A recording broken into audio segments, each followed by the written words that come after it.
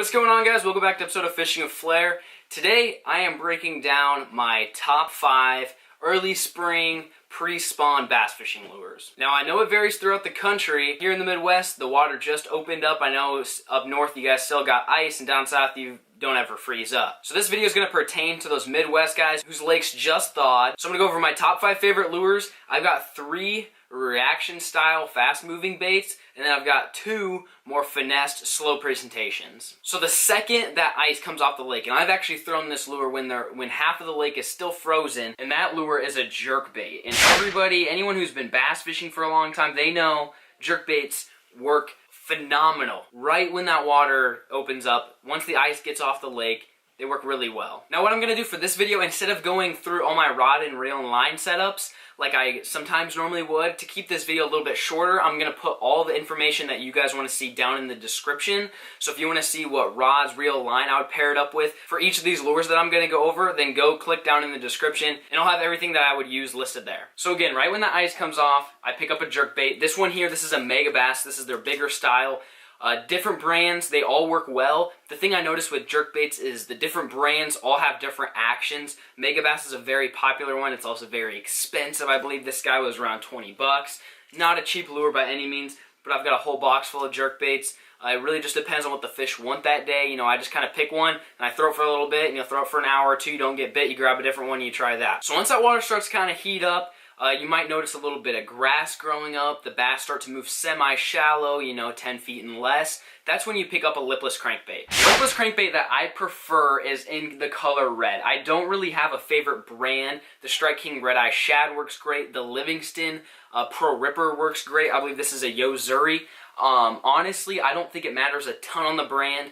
I did notice that if you switch it up, as far as the rattles go, if you get like the Strike King 2-tap lipless crankbait versus the Livingston that has the electronic sounds versus the Yo-Zuri, which has just a lot of rattles, I noticed if you change up lures throughout the day that you'll get more bites, because the bass kind of get used to hearing that same sound. So if you can mix up your lures, keep the color the same, you'll get more bites. And then if you don't have red, or if red's not working, I usually go with gold, and then a go-to is a sexy shad color as well. Then once the grass is really growing up, not quite when it's topped out, once that water's really starting to warm up, the bass are moving shallow. You guys know I love throwing the chatterbait. This one here, this is a New Tech branded one. I actually cut off the weed guards. There's a couple modifications you can do to these New Techs to make them work the way you want. You cut off the weed guards like this. I notice it has a little bit more of a erratic action, and your hookups are a little bit better, so I usually just throw this around grass. But then if I'm throwing it around laydown and stuff like that, I'll keep the weed guards on it. As far as colors go for the bladed jig chatterbait, for some reason bluegill color just works phenomenal for me. You know, this may be different for you guys. If you have dirty water conditions, you're going to want to probably go to a black and blue, but for me, the water around me does not dirty up until about May, maybe June, and then that's when I usually switch to a black and blue. But right in the spring, those bass just hate those bluegill hanging around their spawn and stuff, so you get a little, this is a Z-Man skirt that I put on there, and get a little Gambler swim bait trailer. Just works really well. You basically cast it up to the bank and you bring it back and just see where the bass are kind of located. So those are my top 3 more reaction style moving baits. That's just what I prefer. I hate slowing down. I'm just a fast-paced fisherman. So right when that water opens up, you grab the jerk bait, and then once that jerkbait bite starts to either die down or the water's warming up, or there's too much grass to fish a jerkbait, you grab that lipless crankbait and start burning it through the grass. I like to stick to that red color for sure.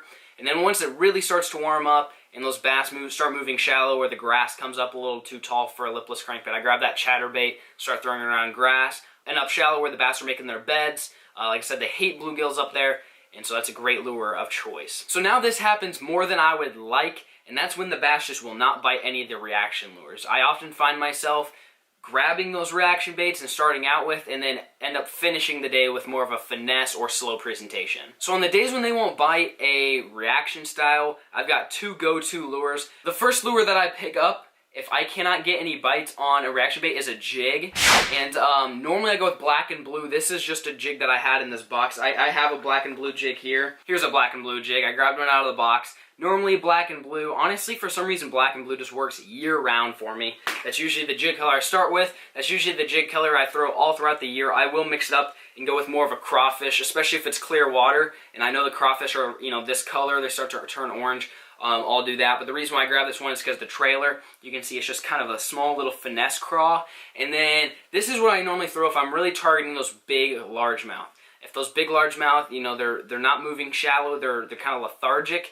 For the big ones, I definitely want to pick up a big jig like this. If I'm targeting a little bit smaller fish, or if I just know I'm around smaller fish, or they're just super finesse and finicky, I pick up one of these guys, and that is a finesse ball-headed jig. You can see there, they basically just take half of the skirt, trim it up, turns it real finesse. I would throw just a small craw on the back as far as a trailer goes. And like I said, for colors, I would start with black and blue, and then maybe move to a green pumpkin, and then maybe move to an orange. I think color doesn't make a huge difference in the spring. I think if those bass are wanting to eat, they'll kind of eat whatever just because they're coming out of that winter transition period. But like I said, those are just some few colors that I would suggest starting with. And then this is my last resort, and it's not because I really don't like to throw it. It's just I seem to not catch as many big fish on it, and that is a shaky head worm. And this just, it flat out catches fish. I have it tied on year round. Honestly, this is always tied on from the second that I go fishing first time, you know, in March, all the way until I put my rods away in November. This is always tied on. It works year round. A great color is that green pumpkin, especially if you've got a little bit of stain. If it's super clear water, you might want to go to a watermelon. And then if it's really dirty water, you usually don't want to throw a shaky head, but if you find yourself having to because the bass are finicky, I'd go with a June bug color, something a little bit darker that'll stand out in the water. So earlier I mentioned throw the lipless crankbait around grass and the chatterbait around grass. As far as the jig goes, you pretty much want to target rock piles early in the spring, you know, until those bass really start to move up. Once those bass start to move shallow, that's when you can pitch this up against laydowns and stuff like that. But early in the spring, bass tend to not really get tucked up into cover as often. They usually stay out on main lake ledges, main lake points. So if you're fishing a lake, especially if you're on the boat, use your graph and try to find some drop-offs, some secondary points. If you guys don't know what secondary points and all that stuff means, you might want to YouTube some more videos because I can't go in depth today on that. Hopefully, once I get my new boat, I'll be able to film some better videos out on the water for you. But target those secondary points, and you can drag your shaky heads and drag your jigs along that. And like I said, once those bass really do start to move up shallow, that's when you can pick up those reaction baits like the jerk bait and the lipless crankbait and the chatterbait. One thing that I didn't touch up on was the jerkbait, and that is I didn't talk about the colors.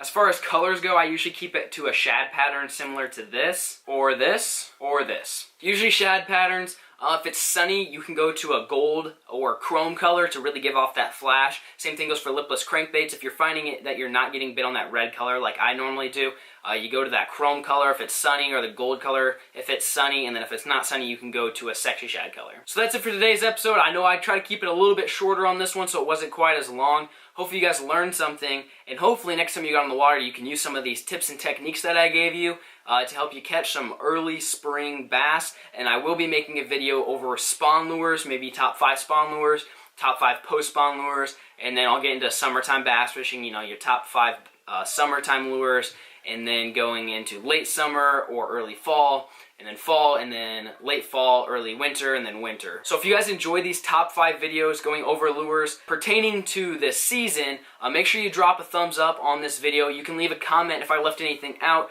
You got any comments, questions, anything like that, I do my best to get back to you. If you have any video suggestions as well, maybe you don't know how to fish a jerkbait and you want me to make a jerkbait how-to video, I'd be more than happy to do that for you. So leave a comment down below, and that's it for today's episode, guys. Thanks for watching.